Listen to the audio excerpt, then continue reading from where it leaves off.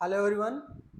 जैसा कि आप लोग देख रहे हैं, हम लोग चैप्टर पढ़ रहे हैं यहाँ पे केमिकल काइनेटिक्स। ठीक है, तो केमिकल काइनेटिक्स में जो इस लेक्चर में जो हम लोग अभी कवर करने वाले हैं वो रेट कांस्टेंट के बारे में पढ़ने वाले हैं। ठीक है, अब रेट कांस्टेंट डायरेक्ट हम लोग तो पढ़ नहीं सकते हैं। रेट कांस्टेंट पढ़ने के पहले हमें जो है लॉ ऑफ मास एक्शन पता होना चाहिए, कैसे क्या होता है हमारा लॉ ऑफ मास एक्शन। उसके बाद में हमें पता होना चाहिए कि किसी भी रिएक्शन का रेट कैसे लिखते हैं। ठीक है, तो ये दो पॉइंट्स जो हमने आपको बताए हैं, ये दोनों पॉइंट इसके पहले वाले लेक्चर में हम लोगों ने डिस्कस किया है। ठीक है, तो अगर अभी तक आपने वो वीडियो नहीं देखा है तो वहां पे जाके यूट्यूब चैनल पे फनल वर्ड के आप लोग वो वीडियो देख सकते हैं। ठीक है, उसके बाद जस्ट रेट कांस्टेंट को जब पढ़ेंगे तो आप में बिल्कुल एक सीक्वेंस जो है जनरेट हो जाएगा कि कैसे कैसे जो है स्टेप बाय स्टेप हम लोग पैटर्न से पढ़ रहे हैं। ठीक है, तो यहाँ पे हम लोग बात करने वाले हैं रेट कांस्टेंट की। तो रेट कांस्टेंट होता क्या है उसके बारे में बात करने वाले हैं। किसी भी रिएक्शंस का जो रेट कांस्टेंट होता है उसको लिखते कैसे हैं उसको समझेंगे, और उसकी यूनिट क्या होती है उसको जो है समझने वाले हैं। ठीक है, तो इतना बेसिक तो हम लोगों ने जो है सीख लिया था कि जब कोई भी रिएक्शन होगी, इस टाइप की रिएक्शन होगी ए प्लस बी और इससे प्रोडक्ट बन रहा है सी प्लस डी, तो उसका रेट लिखने के लिए हमें क्या पता होना चाहिए, लॉ ऑफ मास एक्शन पता होना चाहिए। लॉ ऑफ मास एक्शन हमें क्या बताता है, वो बताता है कि जो भी रेट होता है किसी भी रिएक्शन का रेट, वो उसके रिएक्टेंट, अब रिएक्टेंट यहाँ पे क्या है, ए एंड बी है, रिएक्टेंट के कंसंट्रेशन के डायरेक्टली प्रोपोर्शनल होता है। ये हमें कहां से पता चला, ये पता चला हमें लॉ ऑफ मास एक्शन से। फिर जब रेट लॉ एक्सप्रेशन लिखते हैं, रेट लॉ लिखते हैं, तो वहां पे बोला गया कि इसकी कुछ पावर्स होंगी। सपोज हमने पावर सपोज किया ये क्या है, अल्फा है एंड इसकी पावर बीटा है, तो इसका जो अल्फा एंड बीटा का जो सम होता है इसे बोलते हैं एन। एन का मतलब हो जाएगा ये हो जाएगा इस रिएक्शन का ऑर्डर, और ये क्या है, एक्सपेरिमेंटल बेस्ड वैल्यू है। वहीं पे अगर यहाँ पे ए एंड बी के साथ जो स्टोइकोमेट्रिक कोएफिशिएंट, जैसे यहाँ पे 1 है और यहाँ पे 1 है, दोनों को ऐड करेंगे तो वो इस रिएक्शन की मॉलिक्युलरिटी कहलाएगी। ठीक है, ये आपको चीज बेसिक मैंने जो है फिर से रिकॉल करा दिया है कि ऑर्डर कैसे लिखते हैं, रेट कैसे लिखते हैं। ठीक है, अब बात करते हैं रेट कांस्टेंट की। जब भी हम लोग जो है रेट को डायरेक्टली प्रोपोर्शनल लिखते हैं, प्रोपोर्शनलिटी का साइन हटाते हैं, तो यहाँ पे एक कांस्टेंट इंट्रोड्यूस करते हैं। उस कांस्टेंट के को बोलते हैं रेट कांस्टेंट। ठीक है, यहाँ पे के हमारा क्या है, रेट कांस्टेंट। रेट कांस्टेंट क्या हो जाएगा, rate upon concentration of reactant. Reactant के जो मोलर कंसंट्रेशन होंगे उसी को हम लोग क्या बोलेंगे, दोनों का रेशियो जो होगा वो रेट कांस्टेंट कहलाएगा। अब यहाँ से सिंपल सा बात करते हैं कि जो रेट होता है उसको क्या लिखते हैं। जैसे आर से हमने रेट को डोनेट किया, रेट को सिंपली लिखते हैं d x by d t. यही क्या होता है, हमारा रेट हो गया। अब डी एक्स क्या है हमारा, change in concentration of reactant. या तो वो रिएक्टेंट के कंसंट्रेशन का चेंज हो सकता है या फिर प्रोडक्ट के कंसंट्रेशन का चेंज हो सकता है। अब रिएक्टेंट और प्रोडक्ट की कैसे हम लोग बात कर रहे हैं, अगर यहाँ पे रिएक्टेंट का केस होगा तो हम लोग लेंगे माइनस साइन। माइनस साइन किसके केस में लेंगे, रिएक्टेंट के केस में लेंगे। ओके, तब अगर रिएक्टेंट की बात करेंगे तो हो जाएगा minus d x by d t equal to जो भी रिएक्शन रही होगी वो हम लोग लिख देंगे। ठीक है, लेकिन वहीं पे अगर प्रोडक्ट की बात करेंगे कि प्रोडक्ट का कंसंट्रेशन बताओ, उसके टर्म में हमें रेट लिखना होगा, तो वहां पे हम लोग यूज करेंगे पॉजिटिव। अब यहाँ पे निगेटिव एंड पॉजिटिव इंडिकेट क्या करता है, यहाँ पे क्या हो जाएगा, plus d x by d t equal to जो भी हमारी रिएक्शन होगी। यहाँ पे निगेटिव इंडिकेट कर रहा है कि रिएक्टेंट हमारा डिकम्पोज हो रहा है और प्रोडक्ट में कन्वर्ट हो रहा है। वहीं पे पॉजिटिव साइन इंडिकेट कर रहा है कि प्रोडक्ट का फॉर्मेशन हो रहा है। ठीक है, इतना ये पॉइंट समझ में आया होगा। अब यहीं से देखो ये क्या है हमारा, change in concentration of either reactant और प्रोडक्ट। तो चेंज इन कंसंट्रेशन यानी कंसंट्रेशन को चेंज होगा, उसकी यूनिट क्या होगी। ठीक है, तो अगर उसकी यूनिट की हम लोग बात करें तो यूनिट क्या हो जाएगी, जो कंसंट्रेशन की यूनिट होती है, कंसंट्रेशन की यूनिट क्या होती है, मोलर। ठीक है, तो हो जाएगा मोलर। और नीचे क्या है, चेंज इन टाइम, तो टाइम का क्या हो जाएगा, सेकेंड। ठीक है, ये पॉइंट समझ में आया। अब मोलर को हम लोग क्या लिख सकते हैं, मोल पर लीटर। मोलर को क्या लिखते हैं, मोल पर लीटर। अब यहाँ पे इसको मोल लिख लेते हैं कि मोल पर लीटर अपॉन सेकेंड। तो रेट का अगर हम बात करें तो रेट क्या हो जाएगा हमारा, मोल पर लीटर पर सेकेंड। ये हो गया हमारे रेट का जो है यूनिट। रेट की यूनिट आपको पता चल गई है। तो यहां से आप लोग जो है सिंपल सा रेट कांस्टेंट की वैल्यू को यानी यूनिट को फाइंड कर सकते हैं। अगर हमें यहां से रेट कांस्टेंट की यूनिट को फाइंड करना हो तो क्या लिखेंगे हम लोग, जो भी रेट की यूनिट है यानी कि mole litre inverse second inverse upon, upon क्या हो जाएगा, जो भी कंसंट्रेशन है उसका जो है, अब यहां पे क्या हो जाएगा, इसका जो है मोल पर लीटर एंड इसका जो है मोल पर लीटर। अब ये क्या है कि रेट कांस्टेंट, अभी ये तो स्पेसिफिक एक ऐसे ही रिएक्शन लिख दी गई है, लेकिन वहीं पे क्या होगा, आपके पास जीरो ऑर्डर की रिएक्शन होगी, फर्स्ट ऑर्डर की रिएक्शन होगी, सेकंड ऑर्डर की रिएक्शन होगी, थर्ड ऑर्डर की रिएक्शन होगी। उसके अकॉर्डिंग ये कंसंट्रेशन क्या हो जाएंगे, चेंज होते जाएंगे।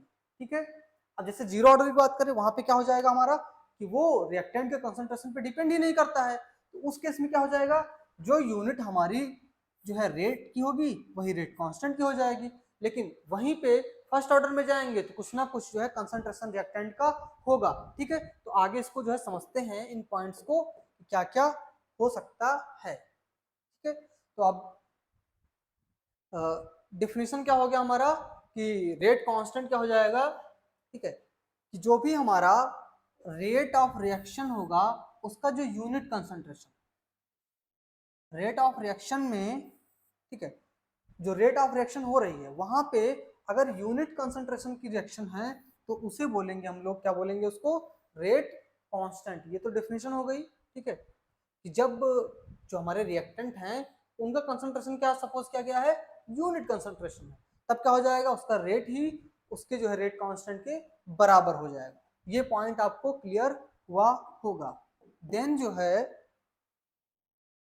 अब फर्स्ट पॉइंट है कि जीरो ऑर्डर के लिए रेट यूनिट क्या होगी, रेट कांस्टेंट की। ठीक है, तो जीरो ऑर्डर के लिए क्या हो जाएगा, रेट डायरेक्टली प्रोपोर्शनल टू ए की पावर जीरो।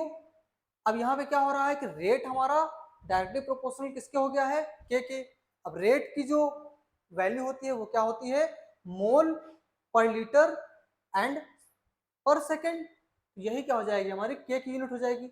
यानी यहां से क्या हो जाएगा, mole litre inverse second inverse. ये क्या केस हो गया हमारा, जीरो ऑर्डर की रिएक्शन के लिए। ठीक है, जीरो ऑर्डर रिएक्शन के लिए क्या हो जाएगा, जो भी हमारा रेट की यूनिट होगी वही रेट कांस्टेंट की यूनिट हो जाएगी। ठीक है, तो यहां से आपको जो है एक पॉइंट समझ में आया होगा।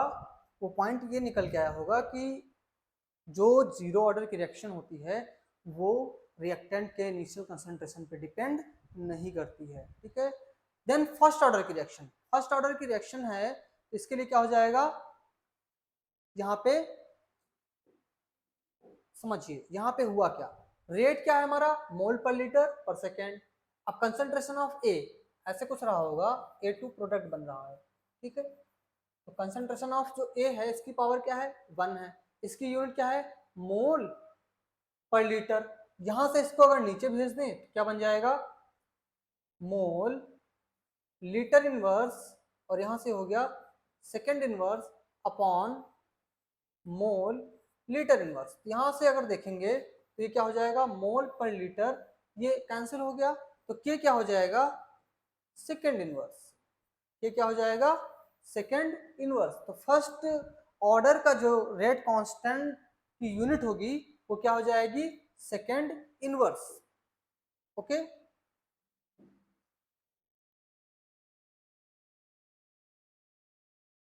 एंड देन थर्ड पॉइंट है जो हमारा सेकेंड ऑर्डर है उसके लिए जो अगर रेट हमें फाइंड करना है तो उसके लिए क्या हम लोग करेंगे कि रेट क्या हो जाएगा, के इंटू ए की पावर 2, और यहां से रेट की जो यूनिट होगी मोल पर लीटर पर सेकेंड, और यहां से के इंटू मोल पर लीटर की power whole 2।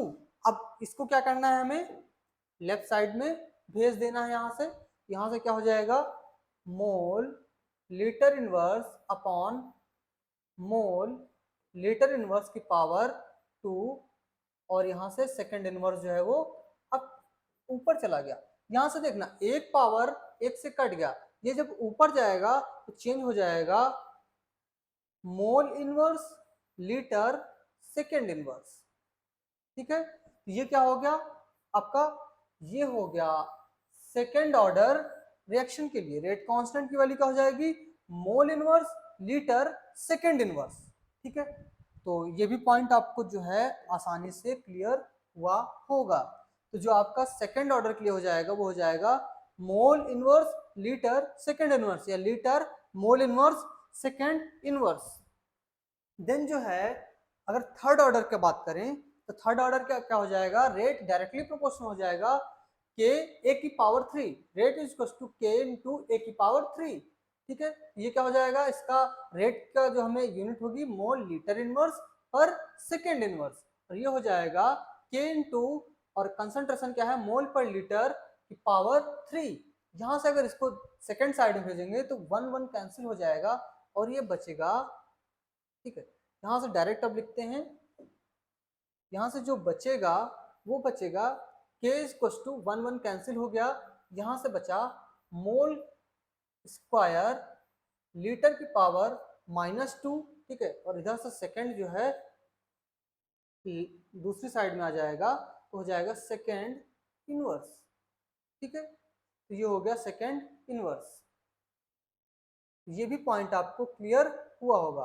Mole square litre की पावर -2 सेकंड इनवर्स, ये आपका क्या हो जाएगा, थर्ड ऑर्डर रिएक्शन के लिए रेट कांस्टेंट की यूनिट। ठीक है, अब अगर जनरल वे में बात करें कि हमें जो है nth ऑर्डर की बात करनी हो, ठीक है, तो ये आपको थर्ड ऑर्डर का भी समझ में आ गया होगा। अब इसके बाद जो है आपको अगर nth ऑर्डर का बात करना हो तो nth ऑर्डर के लिए क्या हो जाएगा, rate is equal to k into a की पावर n, क्या हो जाएगा, मोल पर लीटर पर सेकेंड इज इक्वल टू के मोल पर लीटर की पावर। अब यहाँ पे मोल पर लीटर की पावर, यहाँ पे ऐसे कर लेना, मोल पर लीटर की पावर माइनस, ठीक है, ये हो जाएगा n। ठीक है, तो इस n को सेकेंड टाइप में अगर लाएंगे तो ये यहाँ से क्या हो जाएगा कि k इक्वल टू, इसको जो है दूसरी साइड में ले आए हम, ये यहाँ से हो जाएगा मोल लीटर इनवर्स, और ये हो गया सेकेंड इनवर्स। यहाँ पे क्या है, मोल लीटर इनवर्स की पावर n। अब देखना यहाँ पे मोल की पावर n है, यहाँ पे 1 है, n से 1 को हटाएंगे तो क्या बचेगा, n माइनस 1। ठीक है, यहाँ पे क्या बचेगा, n माइनस 1। ठीक है, n माइनस 1 जब बचेगा इसको ऊपर ले जाएंगे तो हो जाएगा 1 माइनस n।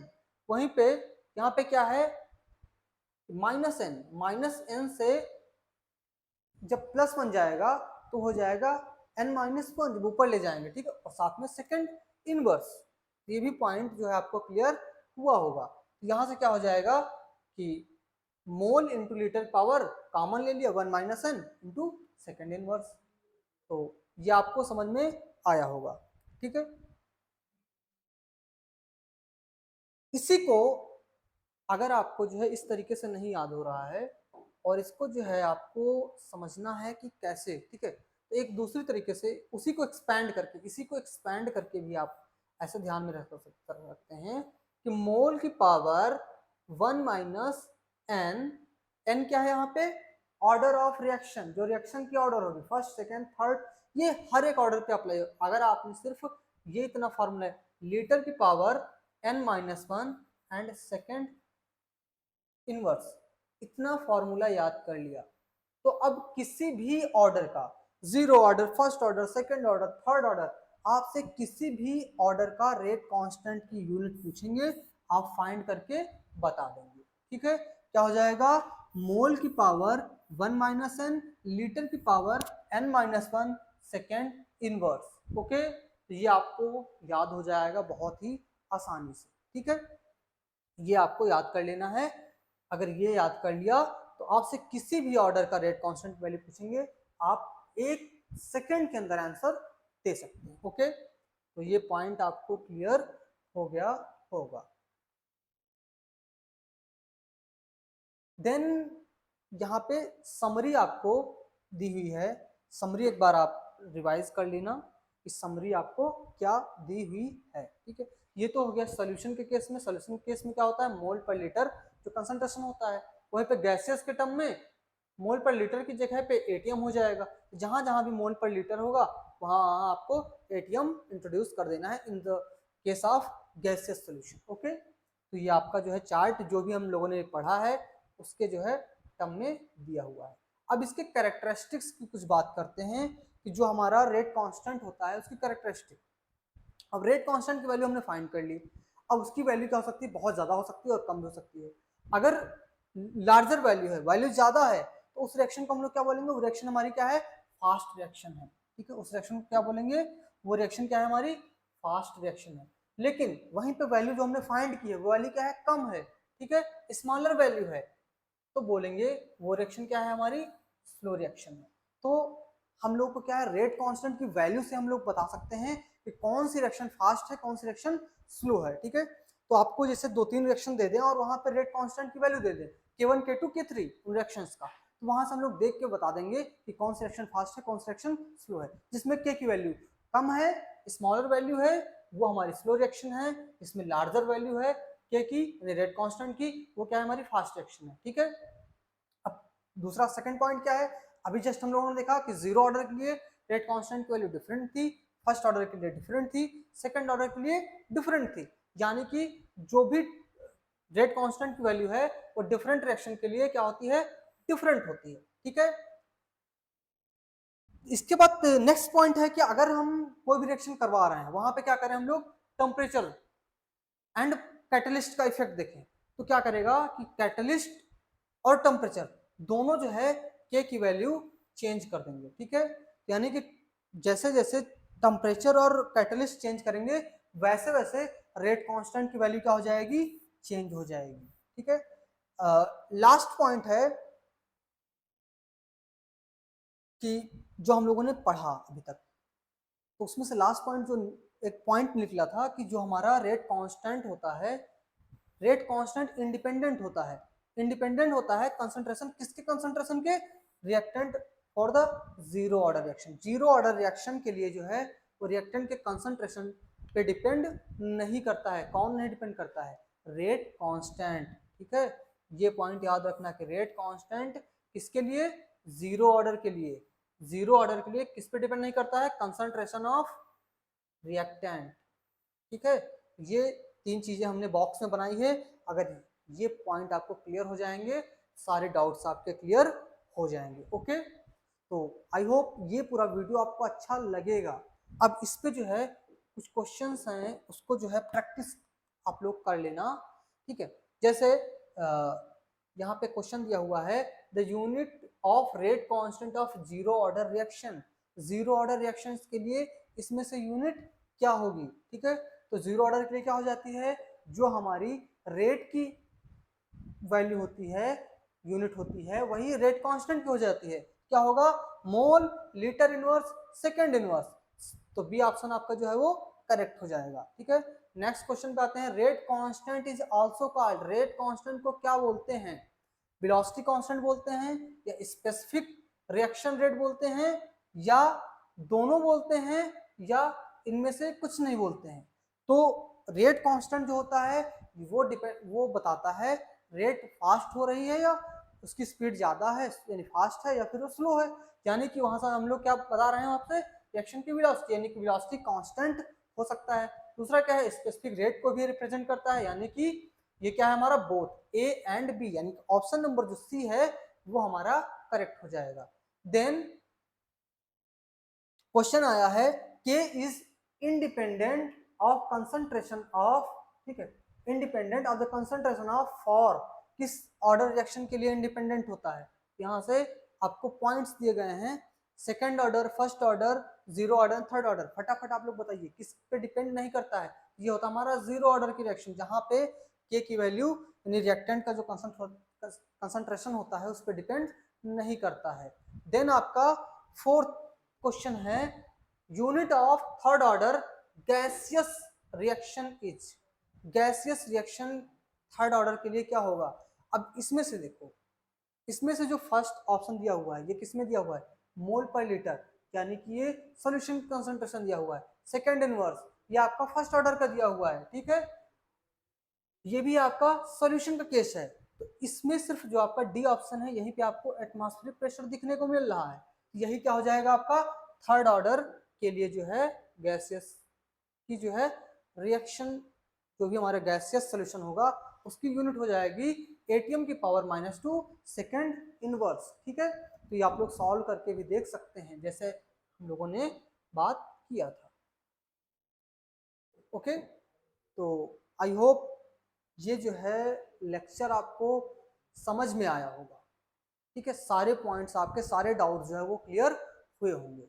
ओके, मिलते हैं आपसे नेक्स्ट लेक्चर में एक नए टॉपिक के साथ, इंटरेस्टिंग टॉपिक के साथ, ठीक है। तो तब तक आप वीडियो को देखते रहिए, जो भी फिजिक्स केमिस्ट्री मैथमेटिक्स के जो भी वीडियोस प्रोवाइड किए जा रहे हैं, ठीक है। ओके, थैंक यू, मिलते हैं आपसे नेक्स्ट लेक्चर में।